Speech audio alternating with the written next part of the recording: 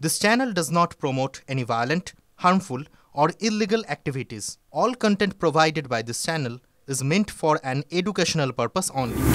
Corona আতঙ্ক উস্কে এবার চীনে হিউম্যান মেটানিউমো ভাইরাসের হানা। চীনের একাধিক হাসপাতালে আবার ঠিক করছে ভিড়। সমাজ মাধ্যমে একাধিক পোস্টকে ঘিরে ছড়াচ্ছে আতঙ্ক। সবথেকে বেশি সংক্রমণ হচ্ছে শিশু ও বয়স্কদের। খবর পাওয়া যাচ্ছে এমনটাই, আক্রান্ত হচ্ছে ফুসফুস, বাড়ছে নিউমোনিয়া, হোয়াইট লাংয়ের মতো রোগ, এমনটাই দাবি সামাজিক মাধ্যমে একাধিক পোস্টে।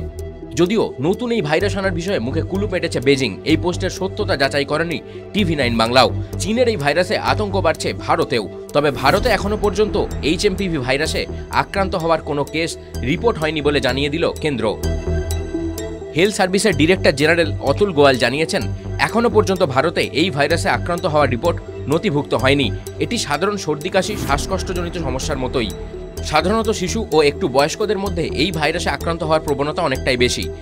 HMPVর উপসর্গ সর্দি কাশি, নাক দিয়ে লাগাতার জল পড়া, অসম্ভব গলা ব্যথা।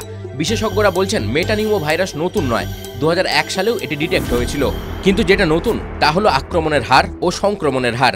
14 বছরের নিচে শিশুরা আক্রান্ত হচ্ছে, বয়স্করাও। তবে তা হচ্ছে চীনে। এই ভাইরাসের হদিশও পাওয়া গিয়েছে চীনে। এই চীনেই সূত্রপাত হয়েছিল কোভিডের।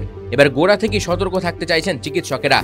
এই ভাইরাসের উপসর্গ অনেকটাই কোভিডের মতো, তবে অতটা আক্রমণাত্মক না হলেও চীনে আক্রান্তদের অনেককেই ICUতে ভর্তি করা হচ্ছে। এই ভাইরাসের কোনো ভ্যাকসিন এখনও আবিষ্কার হয়নি, সেটা উদ্বেগের কারণ চিকিৎসকদের কাছে। তাই এই বিষয়টিকে একেবারেই হালকা ছলে নিতে রাজি নন এখানকার চিকিৎসকেরাও। তাই সতর্ক থাকারই পরামর্শ দিচ্ছেন সকলে। চিকিৎসক অনির্বাণ দলুই বলেন, এটা একেবারেই নতুন কোনো স্ট্রেন নয়, সাধারণ সর্দি কাশির উপসর্গের মতোই ইনফেকশন। 2001 সালে প্রথম নেদারল্যান্ডে পাওয়া গিয়েছিল। তবে এই ভাইরাস খুব দ্রুত ছড়িয়ে পড়তে পারে। তবে আন্তর্জাতিক স্তরে কোনো সতর্কবার্তা নেই, WHO কোনো আপডেট দেয়নি। TV9 Bangla digital.